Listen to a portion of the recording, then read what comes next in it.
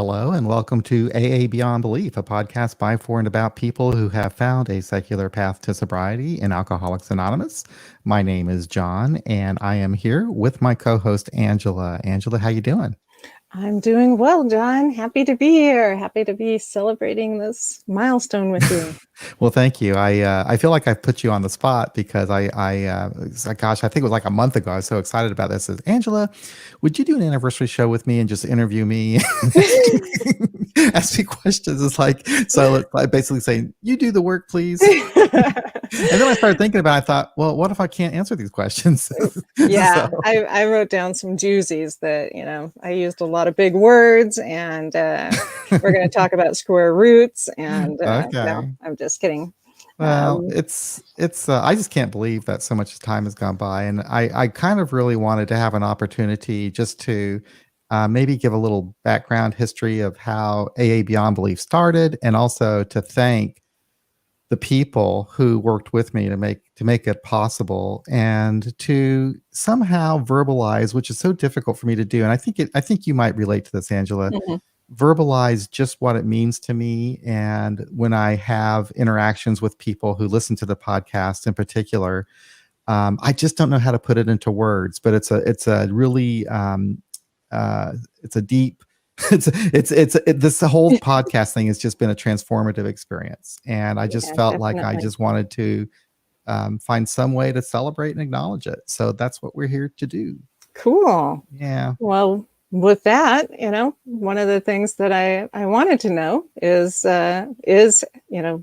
how it started, how you got the idea. So my understanding currently is that in the beginning, there was John S., and he went to an international AA conference for free thinkers, and that we'll just say free thinkers because the rest of it is really long. But basically, yeah, there's a guy, John S., and he's been sober for a while and kind of like blah about sobriety where he's at, and goes to this thing, and and so. What happened after that? Was it that you went there that weekend and then suddenly you're like, I'm going to put together a website? Or well, it's very interesting that you're right, though. It did kind of start there. Everything started there in Santa Monica in 2014. I swear to God, that conference changed my entire AA life from that moment on, But basically what happened, I went to that conference and I happened to be on a panel about websites.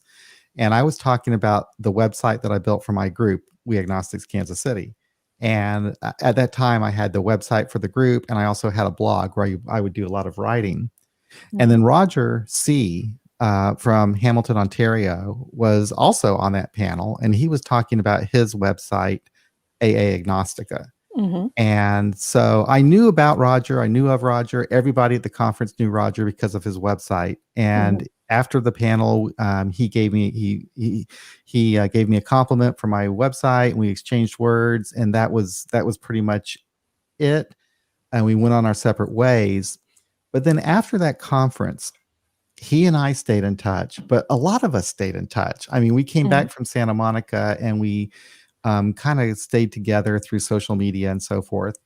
I did get involved with a little group called WAF Central for a while. And we built a website that was actually kind of like, the prelude, I guess, to what became the Secular AA organization. And I was working on that for a while with Dorothy and a few other people, Dorothy and RJ and Steve. And there's been different people involved, but we were working on that for a while. And it was kind of unraveling, and towards the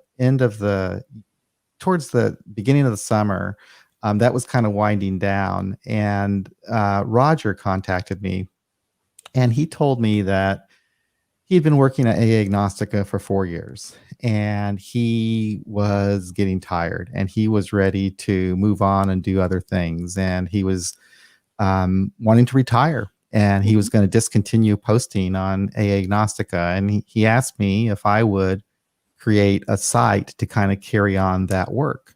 Mm-hmm. And I was kind of surprised, first of all, that he was gonna retire, because I thought a lot of his website and a lot of his work, and I knew that it meant a lot to a lot of people.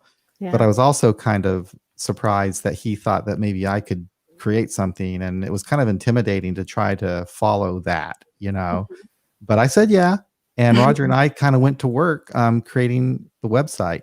And I knew from the beginning I wanted to have a podcast. Even though I've never done a podcast, I definitely wanted to include that as part of the deal. I want What to do say you think that hello to was? people out there.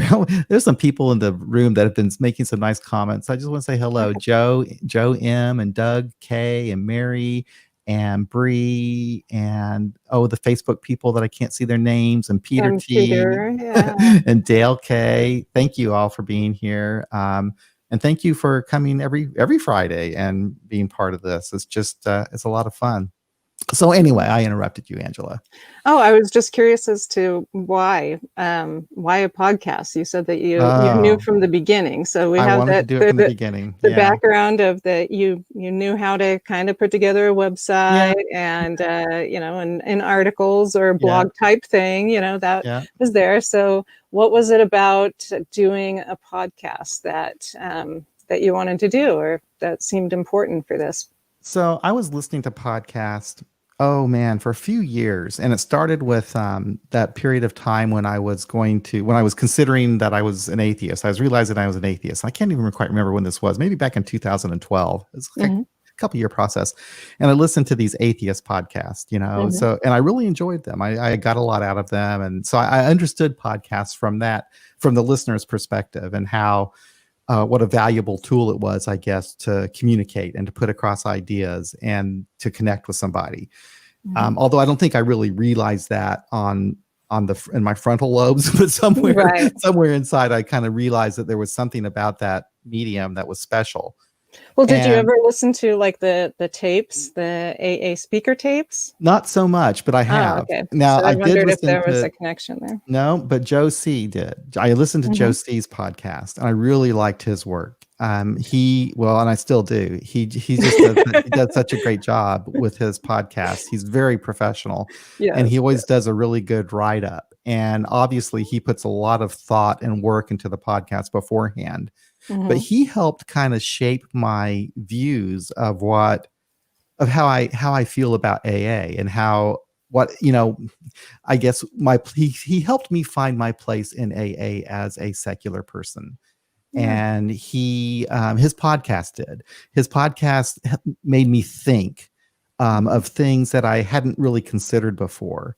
I learned so much from listening to his podcast, and so he was a real inspiration for that. But what really clicked it for me, or whatever, cinched it for me, was I went up to Omaha, Nebraska, which around here in the Midwest, you've got Omaha and Kansas City and St. Louis. So anyway, Omaha is a great place to go. Anyway, I went there and I participated in a podcast with RJ and a couple other people, and it was about atheists in AA. Hmm. And it was a fun experience. This guy was so professional. He had this equipment, and he could edit the audio and do all this stuff I couldn't even imagine doing. But I was so excited about it, and we went out to lunch afterwards, and he was telling me how I could do a podcast, and he recommended different equipment for me and so forth. So I had it in the back of my mind that I wanted to do that. And this AA Beyond Belief, and at that time I didn't even know what I was going to call it, but this site that Roger was suggesting, I thought it would be a good idea to have a podcast. And the idea was that what I would do is I would interview people who were submitting articles. So like anytime someone would write an article for AA Beyond Belief, then I'd have them on podcast and we talk about what they wrote. That was the whole idea. And I was thinking, well, this will be great because it can be kind of multimedia. Instead of just, written content, we can have audio stuff too. And so that's kind of what I wanted to do. But I never had done a podcast and didn't know what to do. But just Googled and figured it out. Watched a couple YouTubes and you were good, right? Yeah. Hey, Ginger. Ginger's from Kansas City.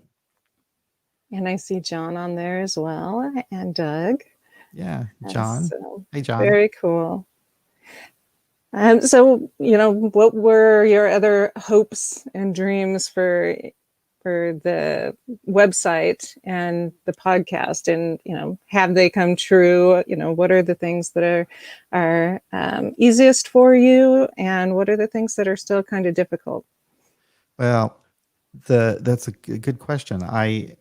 Yes, I could say yes, that what I envisioned for the website has materialized. So I to one extent, and maybe not to another extent, but basically Roger, it was important for Roger that we continue to be a place for agnostics and atheists in Alcoholics Anonymous, and that it be clear that we are not outside of AA, but we are just people in AA who have found a secular path, Yeah.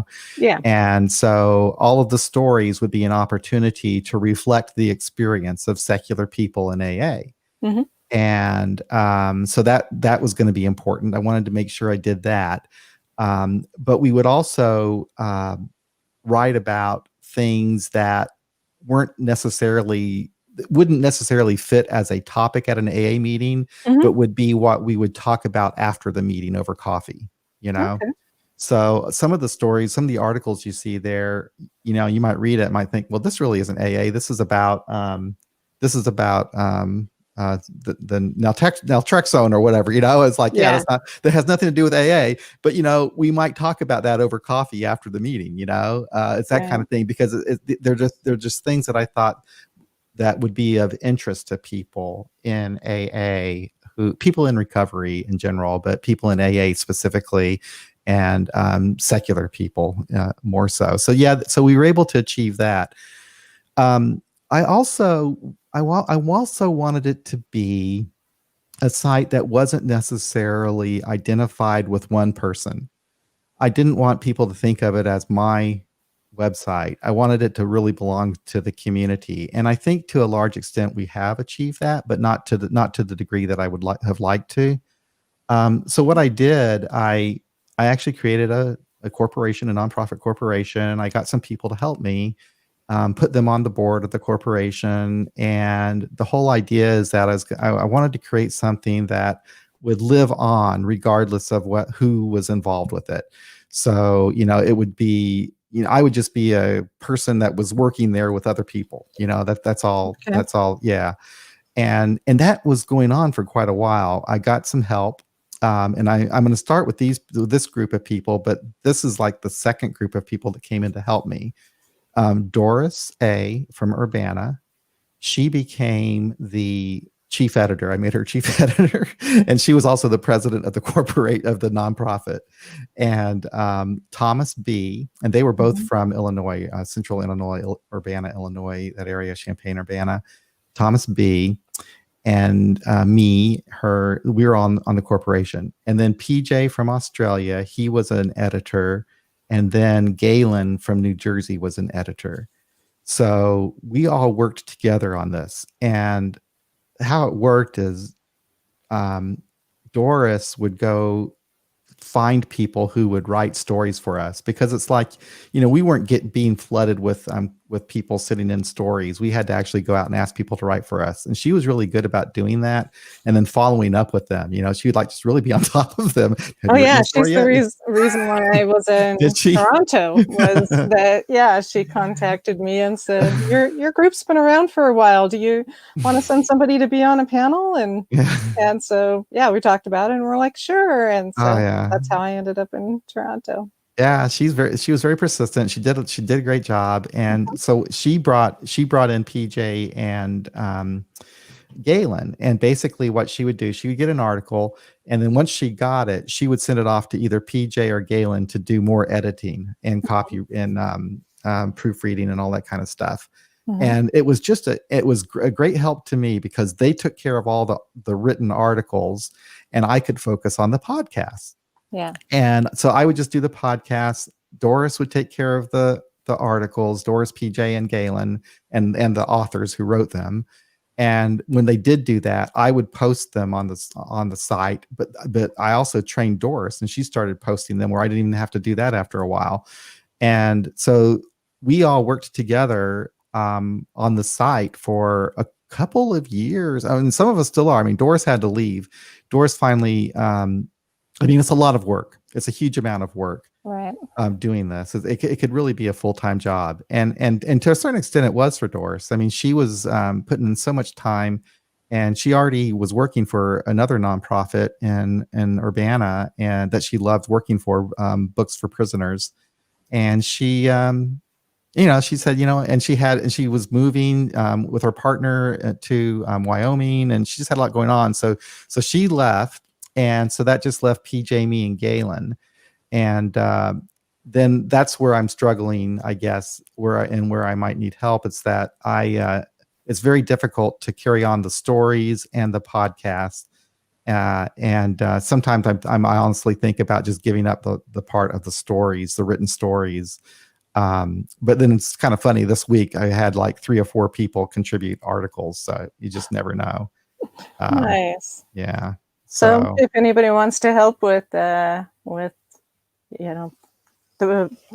AA Beyond Belief, you can contact him and maybe help do some proofreading and stuff. Yeah. If that's part of the website that you want to continue to exist. Yeah. I think I've kind of decided that I want to get back to where it's a group effort, and less just me kind of doing things.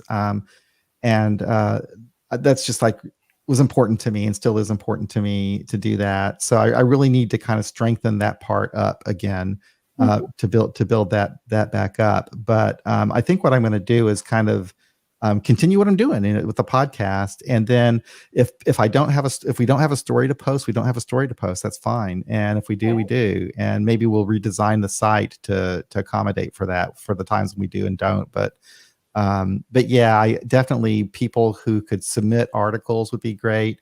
And then getting people on board that would just kind of help with the business side of AA Beyond Belief. That's where I've kind of failed. I used to be really good about letting people know about like the business side, like, where do we get our money? Where do we spend our money? And I do like financial statements and post them online and stuff. God damn, it was just too much. I couldn't do it anymore. That and hold a job and everything else. So, it'd be great to have a group of people, to have a treasurer, someone who would do that. And I have actually had people who volunteered for this, but then the thing was, I just didn't have time to organize the group, so I just kind of got to get my act together on that. But yeah, overall, I think that things turned out just the way that I was hoping that they would, Very cool. Yeah. So when did the Facebook group start? Why did you?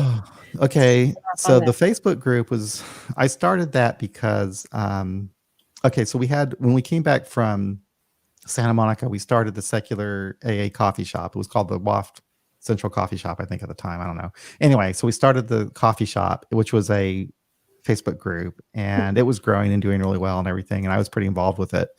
But then things on Facebook get really weird. There started being some fights, and it seemed like people were, anytime I would post something, it would just be people fighting about it. It's just a miserable experience. So, and I was having this on all Facebook groups. It seemed like people were wanting to debate and fight. It was just a nasty experience, it seemed. And so I just said, you know what, I'm going to start my own Facebook group for AA Beyond Belief where I could post these stories.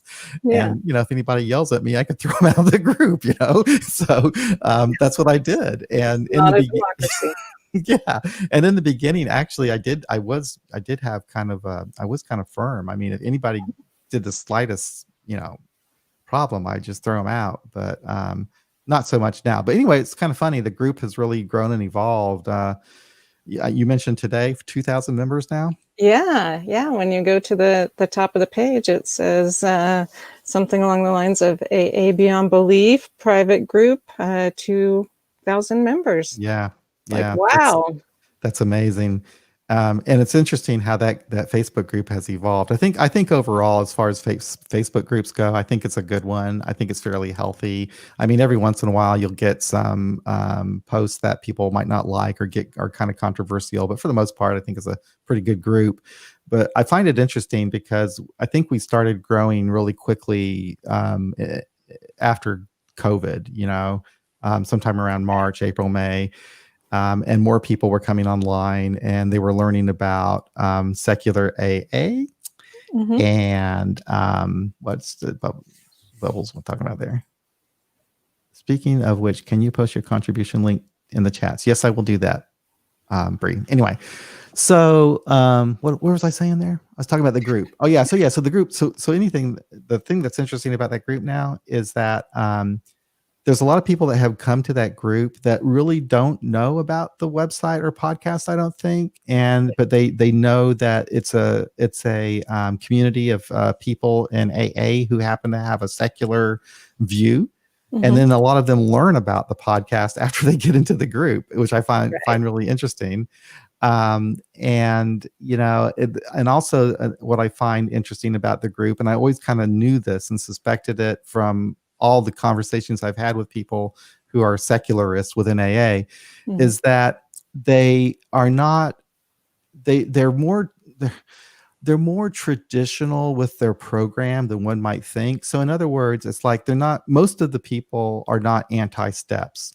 There are people who are, for no doubt about it, but most people want to find a way to understand the steps as a secular person. I mean, that's how I was, and that's how I think most people are. Not to say all, but I think Right. most people are. And then that didn't surprise me. But what really surprised me, I guess, was that a lot of people.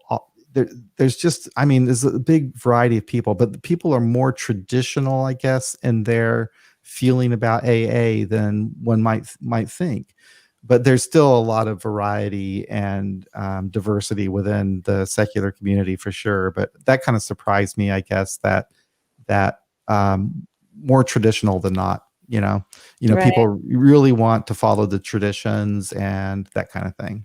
Yeah, my sense is that that it's people who have either got some value from a traditional program in AA at some point in their life, or they've just really learned to take what they like and leave the rest, and so they're trying to connect with other people who do something along similar lines. So Yeah. take all the good stuff and share that with each other and see what other members are using that's helpful.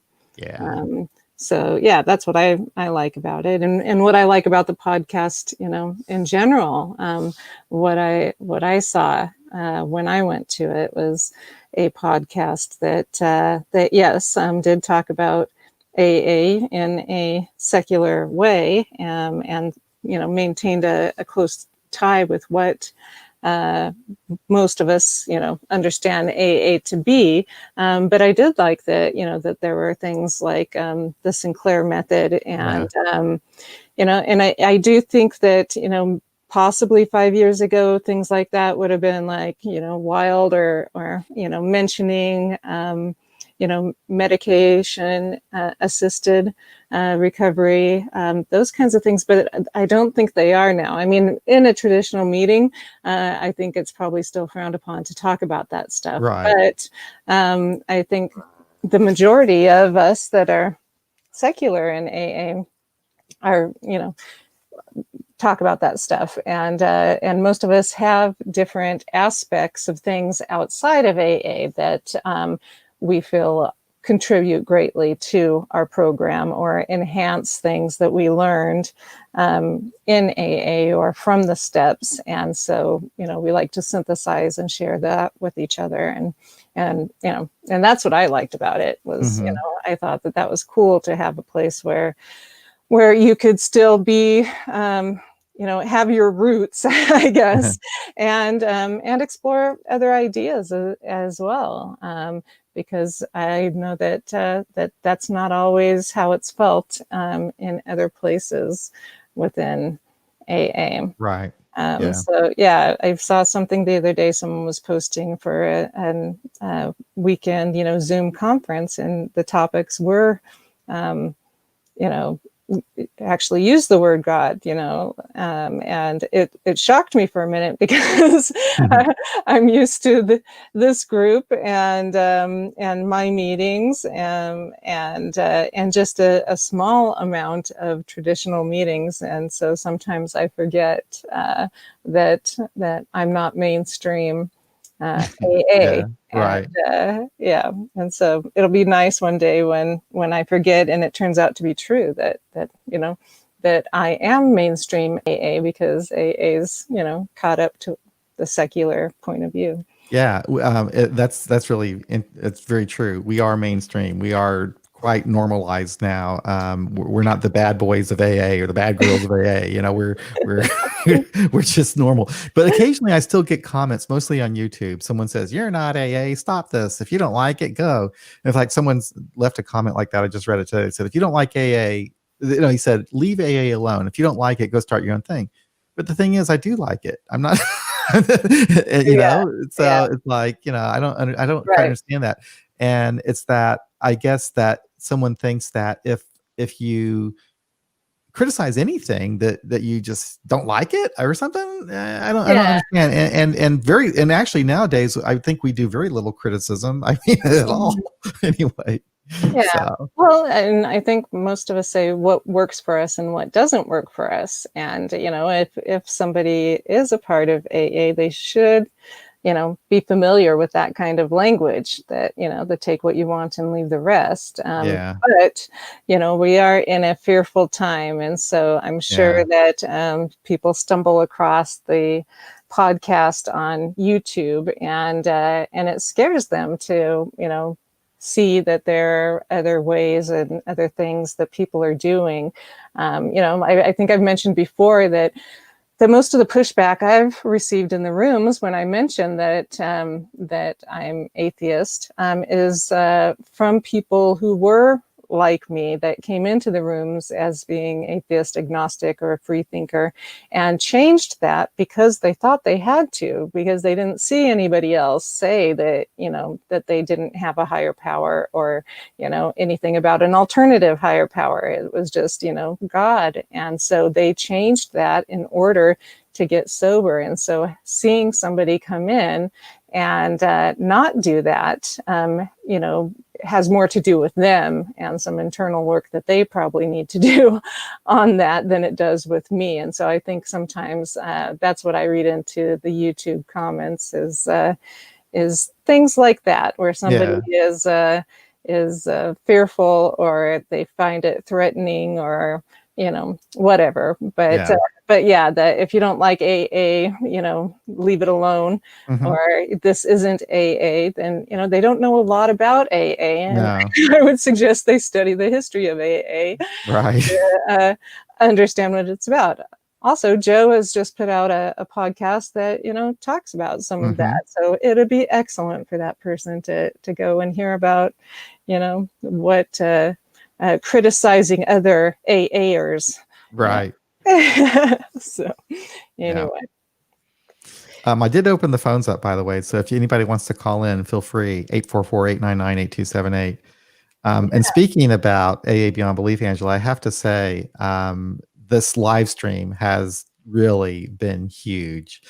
Doing this with you on Fridays, this is really transformed the whole podcast, and because yeah. it's like, before, when I do a podcast, I'm just recording it with just me and the other person talking, and I still enjoy doing that, Hmm. but the live stream just gives it a whole different level of involvement and engagement with people. When you have people in the chat room who will comment as you're podcasting, who become part of the episode, people who call in on the phone, having you to chat with every Friday. It's Yeah. just it's fun. I learn something every week, and it's just really been a pleasure. We have a caller. All Let's see right. who this is. I don't know area code 240, but here it goes. Area code 240. Where you from? Hi, this is Barbara from Maryland. Oh, Barbara, how you doing? Okay, just I trying to figure out how this all works. So, Hmm. but I wanted to say hi Hi. and good to hear your 5 years. I didn't realize it was that long, and just wanted to wish everybody well. I'm just really excited. Oh, I hear a cat. Did you hear my cat from here? She drives me crazy. I have a little Siamese cat, And and and she wants out. I should and it's probably go let not her out. my not my cat. No. It can be very vocal. But anyway, good to talk to you folks, and that's all I got. Just wanted to say hi. Thank you. Thank you so much for calling. I appreciate it. I'm going to let my cat out. I'll be right back. Bye. Bye. So what else should we ask them, peeps? Cats can be so annoying. They always want on the other side of the door. Yeah. My mom has a cat, a younger one. Well, she has two cats, but the younger one, who's a little bit over a year, is the weirdest personality I've ever seen in a cat. And my family's had a lot of cats, but this one escorts me to the bathroom. And I'm serious. If it sees me heading towards the bathroom, it comes running. And if I try to lock it out, it does the paw thing underneath the door. And so I let it in, and then it wants to be petted during the experience. And then I stand up and it lets itself out. And it is weird. It's such a weird cat. Anyway, cats are crazy. Joe's reminding us about the international podcast. So we're doing that tomorrow. Boy, and yeah, and I have no idea what we're going to talk about. We have to figure that one out. But I do. Do you? Okay, yeah, good. Yeah. Because when we were reminded in the Facebook group this week that I did have it on my calendar because that's what we had said. But when it was brought up, I realized that celebrating your birthday 2 days in a row would probably be boring to people because there are some people in the US that listen to it as well. Sure. So I have some ideas and I think we'll be figuring that out. What is Josie's podcast? It's Rebellion Dogs Radio. Rebellion Dogs Radio. And let me see if I can post a link to that here. It's on the podcast page on AA Beyond Belief, and I will go get that link and put it in there for you. Yeah, but Joe's podcast is exceptional. What can I say? Now, he doesn't do them like monthly. He just does them periodically, and they're all very professional, well done, thoughtful. And he always does like this PDF thing that he creates and puts in there with the episode. But there you go. There's a link to his webpage that has the podcast information and so forth. But I think you'll like that. Yeah, definitely good. So besides celebrities like Josie and Dale K and Bob, have there been any other celebrities that have contacted you that say that they've listened to the podcast? I mean, you don't have to say any names. No, not like. But I'm thinking like Yosha Bach or no. I'm just kidding. Most people won't know who that is. No, I guess the closest. I mean, I was surprised that Tommy Rosen reached out to me to the podcast, and having him on, I was really kind of nervous about that because I don't know. I was just kind of nervous. Like, Tommy Rosen, you kidding me? But he's a really nice guy. I really liked him. He's very charismatic and he's very passionate about what he does. And I just enjoyed the chat with him. So that was cool. So for those who haven't listened to that podcast, who is that? And Tommy Rosen. He is Recovery 2.0.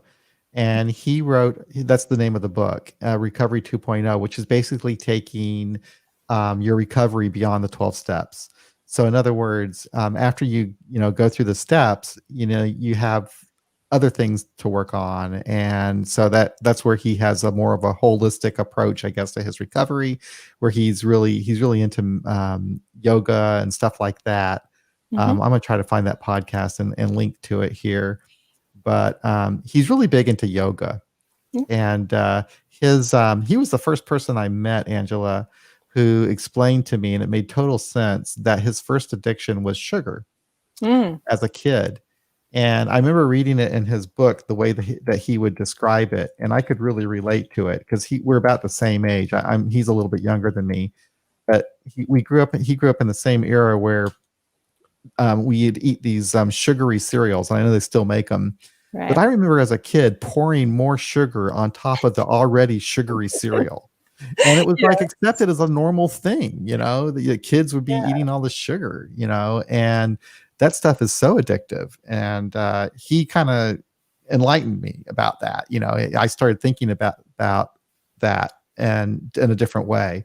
Mhm. And I tell you, there's a lot to that. If I ever kind of lay off the sugar for a while, I find that I'm better off. I start eating a little bit more balanced diet. I'm not craving food as much. Mhm. I've learned that a lot of the cravings I get is a lot of times just that the high you get from the sugar. But I learned that from Tommy. But Yeah. he's really good at it. He's not like me. He takes it much more serious. And he does a good job. I really like him. He's a pretty cool guy. Cool.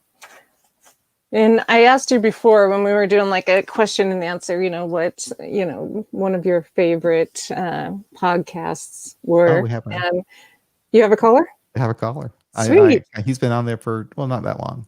He or she. Hello.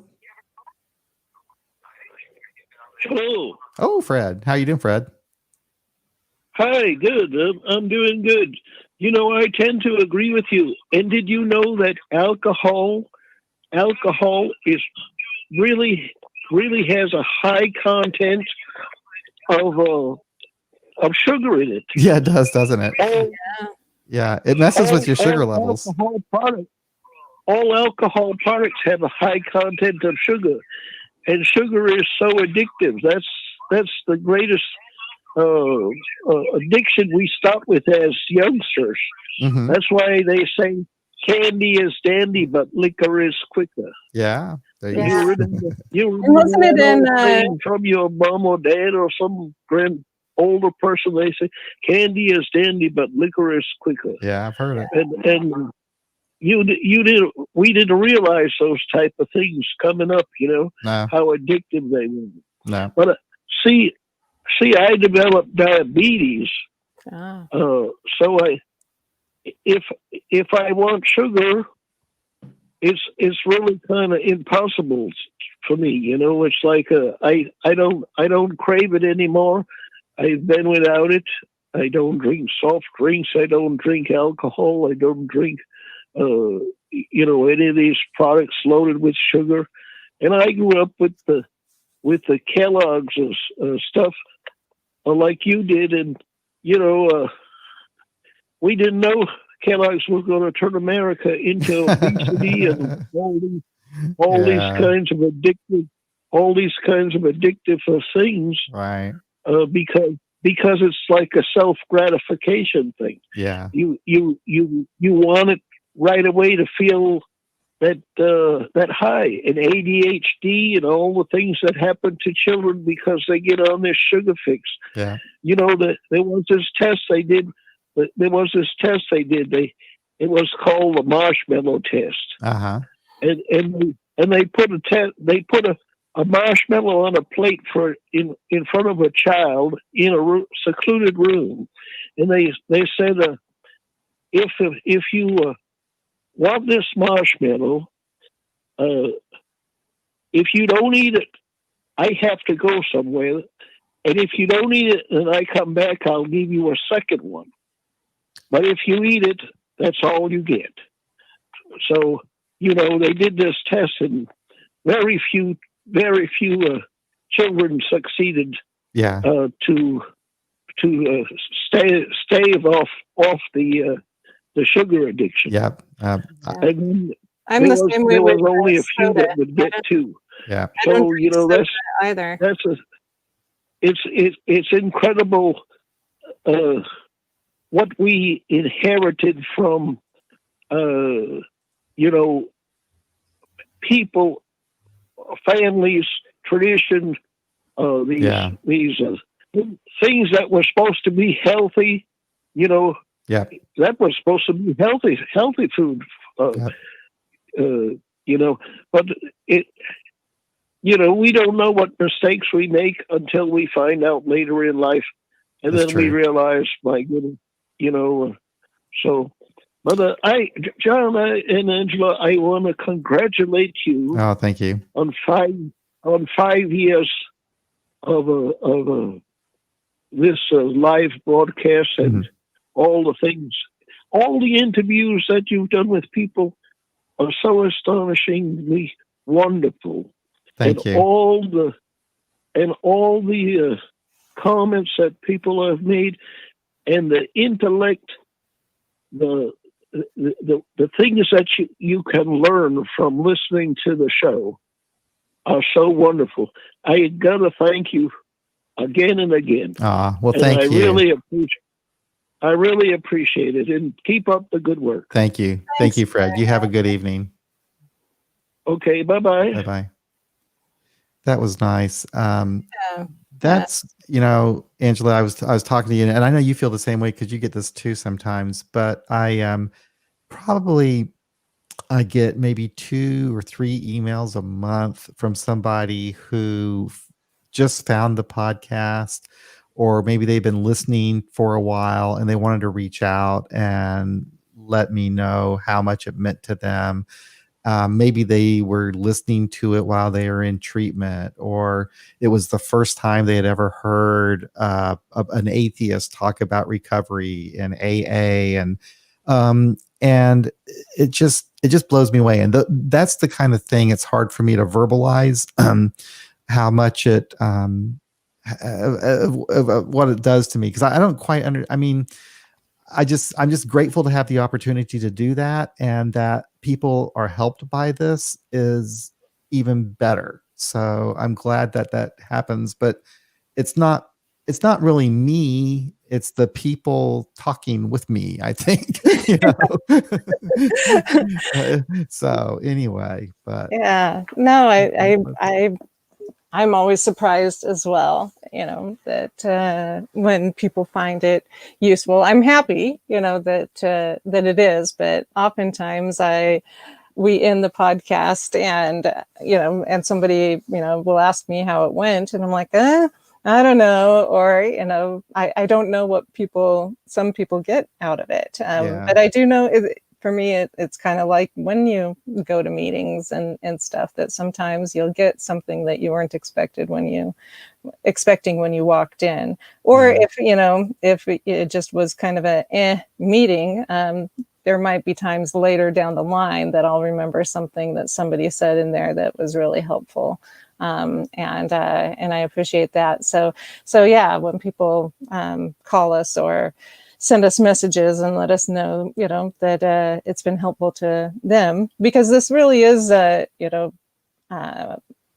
we put ourselves out there in a way, particularly in YouTube land, that not always kind responses, and so doing that, is worth it when we know that it helps, at least one person. And it makes it worth it to, sound like a dork or whatever it is that that we feel like when we've done this. So it's nice that we get to be helpful, and a lot of the topics that we've been able to do, obviously we're passionate about, and so I love that part of getting to share things that I'm learning in my recovery that seem to be, what is it they say in business, like the learning edge or something like that, right. That I could share with other people, because that's what I'm always trying to do, is find ways to understand myself and others, and be able to be kinder and gentler and all of that. And so if I can share that with people and they can get something out of that, then I think that's pretty cool. Yeah.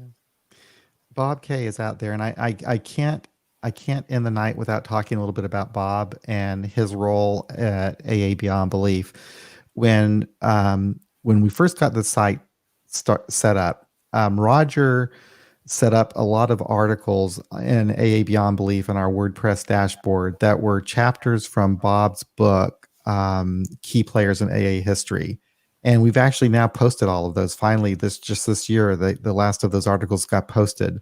So for the first year or year and a half, whatever, a lot of the material being posted there was written by Bob. He would, not only were we posting his articles from Key Players in AA History, but he was writing stuff all the time. And not only that, he was a huge moral support for me. So like in the very beginning, the only people I was communicating with, this is before Doris came on board. Mhm. The only person I was communicating with was Bob and Roger. Those were the two that were kind of helping me. And then Roger was really kind of wanting to take a break. So Roger Mhm. left and it was just me and Bob, and it was in the very beginning, it was kind of intimidating to be doing this because I just held AA Agnostica in such high esteem. And Yeah. if I posted an article and it wasn't just perfect, and it got some criticism on Facebook, for God's sakes, it was crushing, but Bob always has a good sense of humor, and he was very helpful with helping me not to worry about things or take things too seriously. So he was a huge help in those early days, and so was Thomas B. He was another person who wrote a lot. But I really need to thank Bob because he's still doing it. He just Yeah. sent me an article here just this last weekend, and he's a great writer. And thank you, Bob. So without him, I don't think that we would have ever made it through the first year. I don't think that we would have ever had. I don't think that the site with the articles would have made it without Bob's early contributions, because that got people going to the website because they like reading his material. And as more people started going to the site, and then we started getting more contributions from other people too. So Bob, otherwise it would have just been a podcast, I think. So thank you, Bob. Really, that was very helpful of you. Thanks, Bob. Yeah, thank you, Bob. And I'm sure people called you sweet at some point, but you were too drunk to know it. So. Yeah, right. He's crazy. Anyway, it was nice to finally meet Bob. And when did I first meet? I guess I first met him in Toronto at the in 2018. I guess was when I first met him in person, and then I saw him again in Hamilton for SOAR. Ah, Yeah. Yeah. It's funny because I was in Santa Monica, but I only recall meeting Josie and Dorothy and Pam.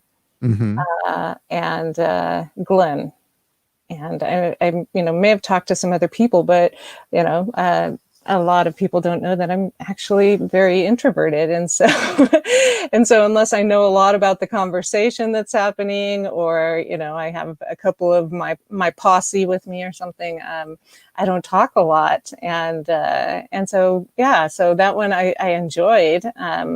There were a lot of great speakers, and it was really interesting. But yeah, I didn't go to the second one, and then again, went to Toronto and met a few more people. But still, I think I just said hi to you and to Roger, and you guys were nice because my home group gives you money and pins. You both were quite excited about the pins. And so I shared a room with somebody that that was new to me, and talked to a couple of people, but yeah, I still wasn't that familiar with the majority of the community, and so I'm looking forward to when we're going to be able to meet together again in larger groups, so that I can talk to some of the people that have been writing in and who listen to the show. Oh, I did go to Arizona for the thing last November.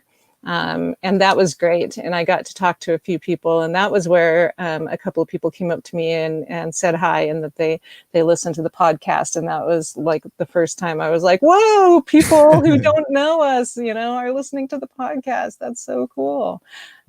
So yeah.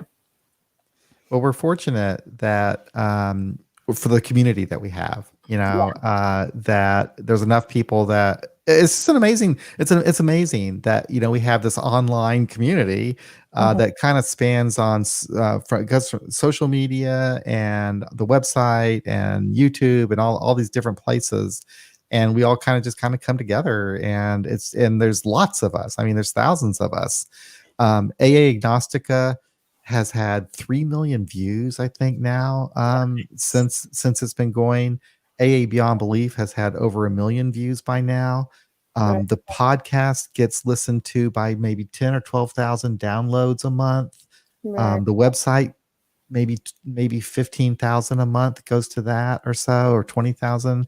I mean, it's a lot of people, and people are learning about us all the time, finding the podcasts all the time and the website and discovering this whole thing about secular AA. Of course, now with COVID though, that's all it's these Zoom meetings that are doing it. Yeah. That's how people are learning about secular AA through the Zoom meetings now more than anything else. And that's just taking it off to a whole different level. When this COVID thing ends, I think we're going to see more secular meetings going on, both online and in person. Kind of my feeling anyway. I could be wrong, but more people have certainly been exposed to it thanks to COVID. Right. Yeah. I mean, people were forced to go online and Google. Yeah, that's right. And because, you and particularly Roger's website has been around for so long, Yep. and the online based secular AA meetings that, just people were flooding them because that's how algorithms work, is that, things that have been around for the longest get put up first. And so, so all of these people in AA who never knew that there was secular options and who aren't secular found out because of COVID. And so, so I think it'll be a good thing in the long run for our community. We have a caller. Let's see. Okay. And this, hello. Hello? John, Yes. it's Bob K. Oh, hey, Bob. How are you? I'm good. I just Hey, want to say a sweetie. few things. We're doing good things here. I think we've reached a lot of people that aren't well served by the conventional AA market. And, I remember when Joe C. started the first agnostic group in Toronto, and people gossiped about him, and he said, oh, those guys are gathering together and they just want to be special. It's hard to meet somebody that wants to help people more than Joe C. does. Yeah. And, I think being around that sort of thing, we picked up on the vibe. And, we are reaching people, we are helping people, and I think that's tremendous. Back in the earlier days of Agnostica, Roger would phone me sometimes and say, have you got anything for this week? I got nothing. We didn't have a bunch of contributors that came later. And it was funny. I'd phone him with some brilliant essay, and later on he'd say, oh, I think I can get that up in 9 weeks. So things change. And, Beyond Beliefs has had input from all over the world, as Agnostica did.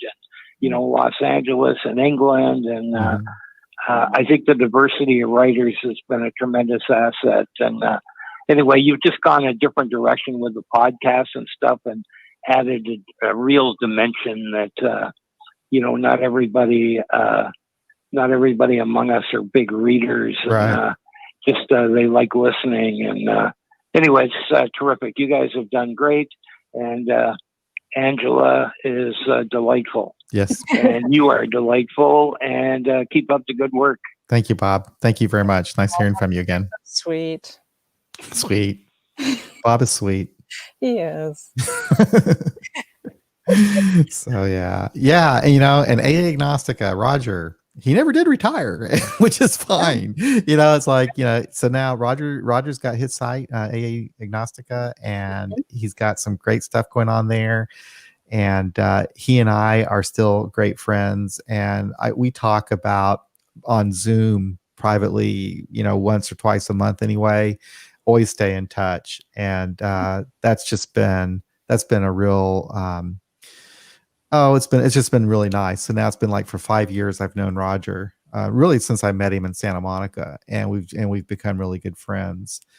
So many other people I've become friends with too. You, Angela, and Joe, and gosh, so many other people that I just it's kind of bizarre. The people that they're all over the different. Yes, all we're over the all world. very bizarre. Yeah, it's all over the world. I mean, people all over the world that really, honestly, if it weren't for this, I wouldn't know. I wouldn't have had the experience of getting to know them and learning from them and so forth. So, and I do like the international aspect too. Right. Yeah. And I like having multiple websites and multiple places for people to get information. Kind of like now we have multiple books that people can, get to learn more about, secular history, or doing the steps in a secular way, or having, a daily meditation that is less, gaudy. Stuff like that. So, I think that that both your websites and this community is bringing that about even more. Yeah. And I think that's going to be helpful. Something funny I just thought about when we talk about this whole international thing and talking about AA Agnostica. So when we first started AA Beyond Belief, and I was setting up the settings in WordPress, and so you have the choice of setting up what kind of English you're going to use for the website. It could be American English, it could be British English, it could be Canadian English. So I thought I was going to set up the site to be Canadian English, okay, and it was going to be in honor of Roger and the groups in Toronto. Okay, this is the way I was thinking. I was like, so anyway. So Yeah. I set it up in Canadian Very English. noble of you. Yes. It was driving me crazy, Angela. I couldn't do it. I mean, it was like I felt like I was misspelling everything. I'd look at stuff and I think, wait a second, what is that? Am I spelling this right? I couldn't do it. And so finally I said, okay, this is ridiculous. I don't think anybody's going to even notice. So I changed it back to American English. Yeah, but Canadian English is a lot different, and people might not understand that. Anyway, maybe they do. Someone's calling 646 area code. Hello. Hello? Hi. Hello. Hello. Hey, congratulations. Thank you. 5 years, huh? 5 years. And who is this? Yeah. I'm sorry? Who is this? Ray. Hi, Ray. And what you got to say? Yeah. Oh, I just heard Bob K called. And yeah, I agree. He's sweet. Oops. I think I lost him. Oh well. There he is. Okay. Oh well. Can't always. Yeah. That's something wrong. Oh well. We're coming up on an hour anyway. So anyway, sorry that I missed your call, but I agree with you what you had to say about Bob. He's very sweet. And Bob says that he writes in American. That's interesting. Yeah.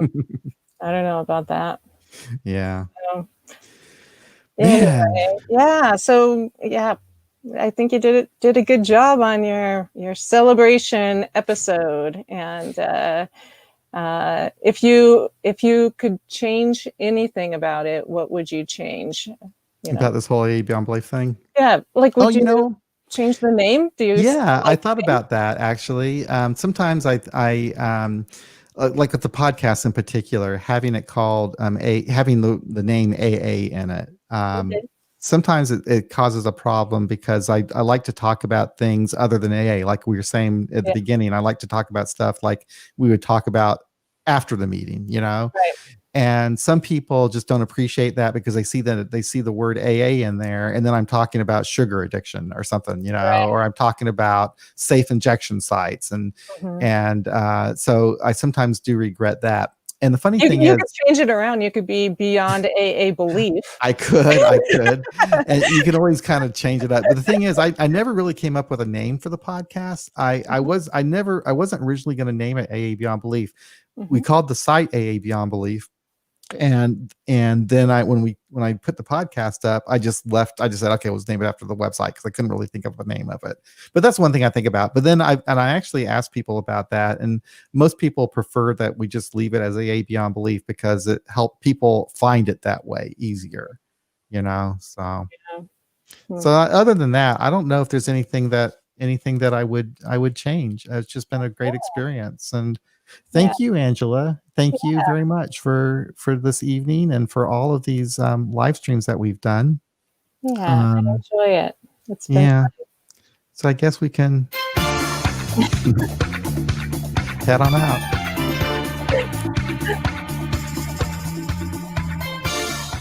So thanks again for listening to another episode of AA Beyond Belief, the podcast. It's been a lot of fun. We'll be back again next week for another live stream. And we'll continue posting episodes during the week. Maybe on Wednesdays, I think is what I'm going to try to do. I've interviewed a couple of people here recently that will be posting soon, so be on the lookout for that. And I guess with that, I'll say goodbye. Take care, everybody. It's been great seeing you again. Have fun. Have a great weekend. Bye-bye.